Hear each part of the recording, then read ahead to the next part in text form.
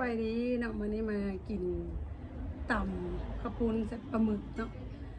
ฝนตกจักซีในแดมแต่ละมื้อกันกูมีแนวเอ็ดซอกแนวกินมาเด้อกินน้ำกันเด้ออันนี้เห็นต้มเกี๊ยว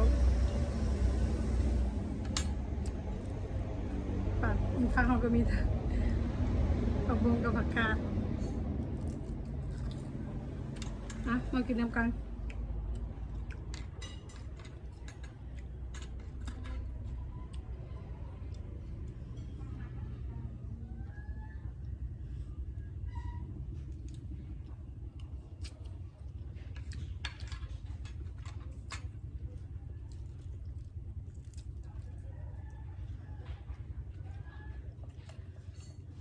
แซ่บเด้อ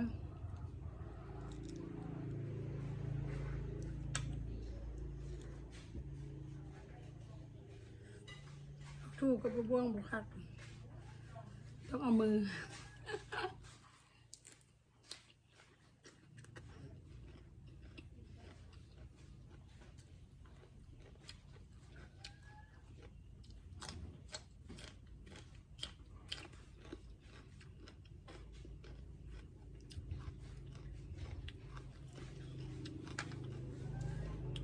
แต่ละมือฝนตกอ่ะ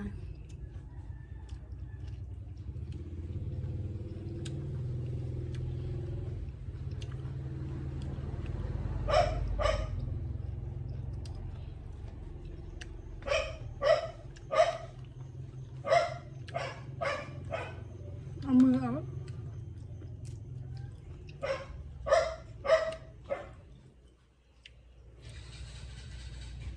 ทูมันกินบุคักเอามือซื้อ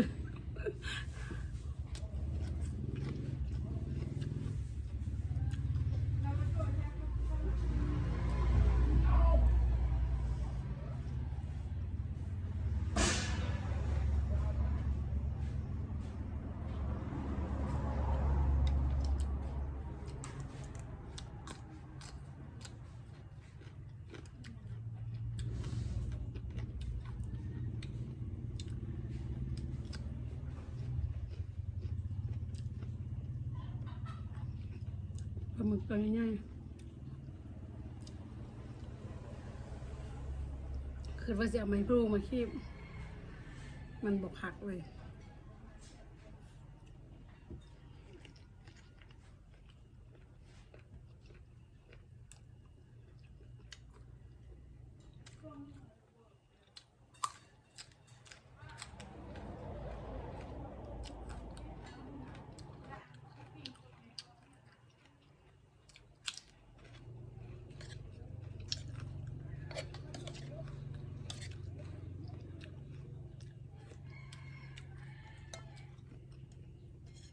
ต้มเกี๊ยว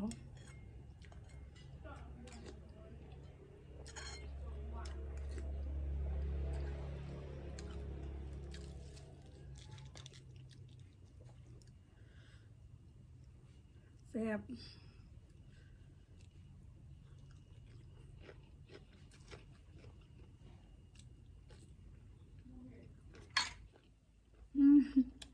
ขอโทษด้วยกินสุกปรกเลยกินส้มตำกินไม่ได้หรอกขอโทษหลาย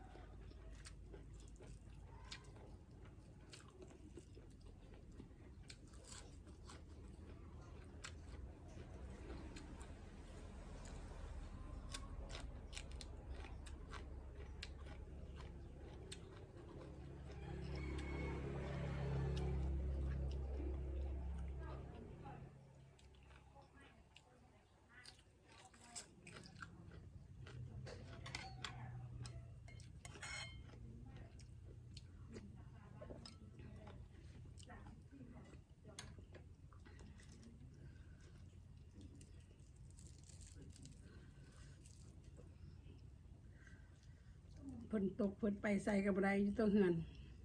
ตกแท้ตกว่าอยู่พุ่นฝนตกบ่ อยู่ปักสานฝนตกหลาย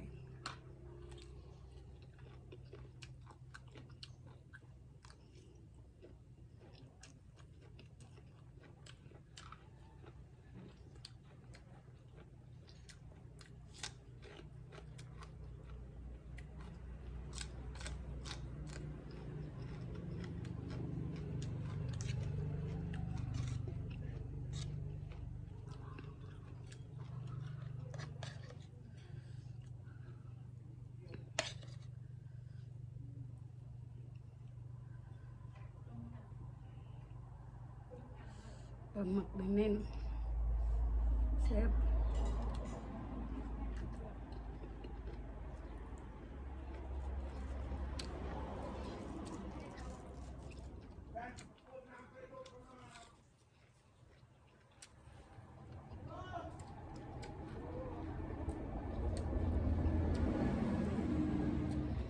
นี่มักตำข้าวปุ้นอยู่แล้วกินสุภาพก็ได้ตำข้าวปุ้นเนื้อมักกินเสมอก็ได้มักข้าวปุ้นมักตำข้าวปุ้น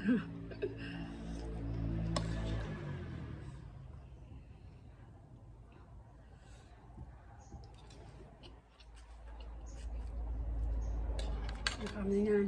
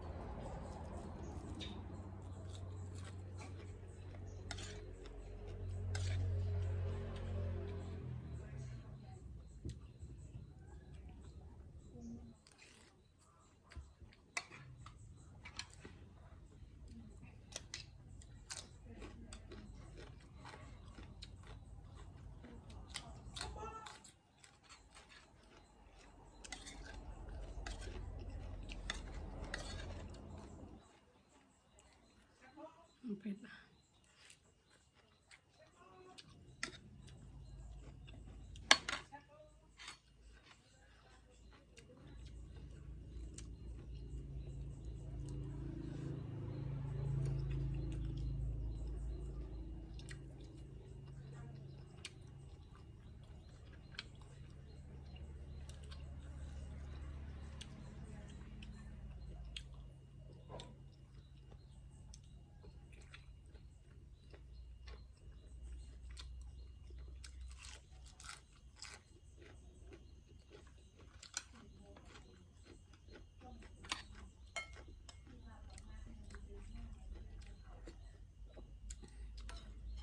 จมเกลียวนุ่มๆเกลียวนุ่มๆสภาพ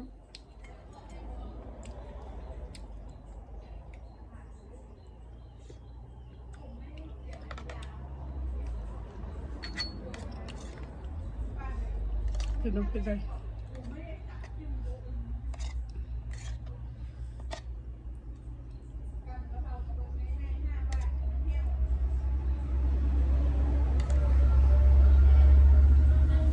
บวงกับได้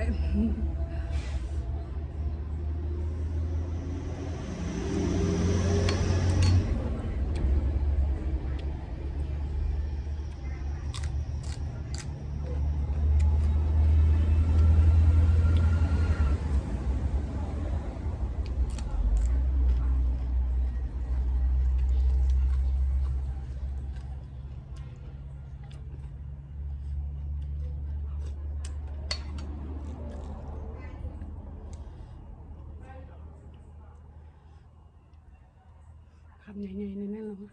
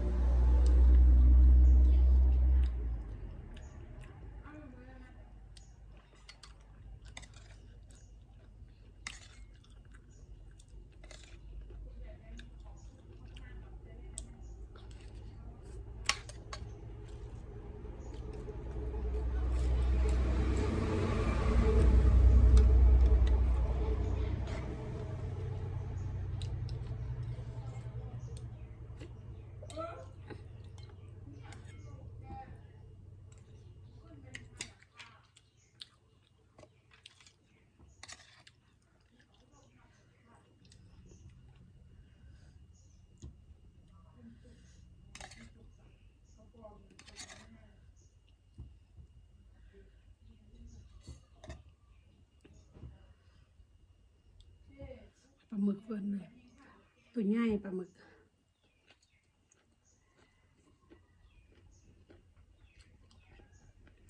3 ตัวเลยโลนึง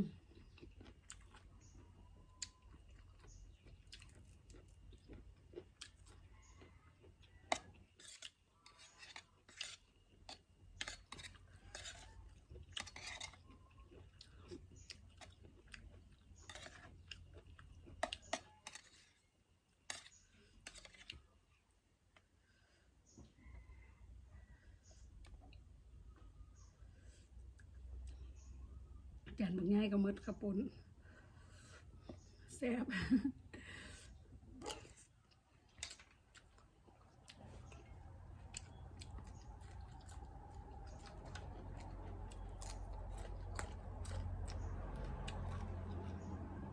นวลมันก็ง่าย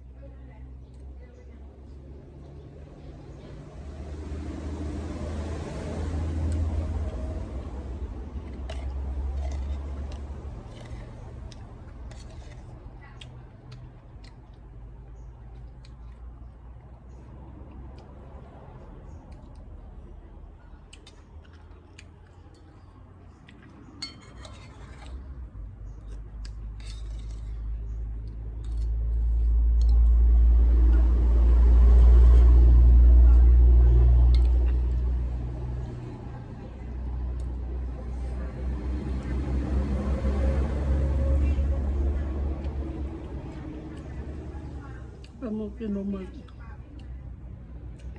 ตัวใหญ่กินปลาหมึก